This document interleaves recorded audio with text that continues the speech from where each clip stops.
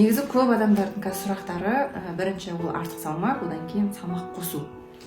Бұл екі проблема бізде актуалды болып тұр. Енді келетін болсақ, мен өзім емізетін кезде әдетте 40 килограммға дейін артып кететінмін. Бірақ осы бағымда, Аллаға шүкір, өзімнің весімді сақтап тұрмын.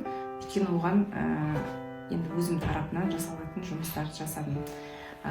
Негізі мен салмағымды бұдан да артық қыла аламын, бірақ маған артық салмақ керек емес.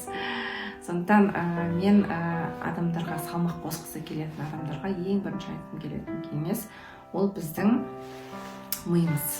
Яғни біздің нервный системамызға тыныштық керек. Әсіресе босанған әйелдер, емізетін әйелдерге өте күшті тыныштық керек. Екінші мәселе ол біздің асқазан ішек жүйеміздегі проблемалар. Яғни сіз тұтынып жатқан тамақтар не үшін сіңбей жатыр?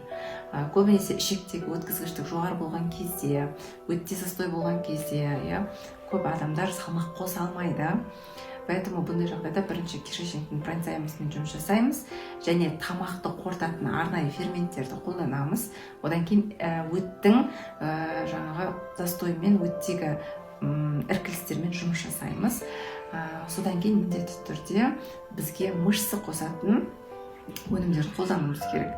Яғни біздің рационымызда негізі арық адамдар тәуліктік дозадан, мысалы бізде тәуліктік дозада килограмм салмаққа 1 грамм ақуыз болатын болса, арық адамдарға 1,5 грамм ақуыз өте важны болады. Яғни сіздің тұтынатын ақуыздарыңыздың мөлшері үлкен болу, көбірек болу керек.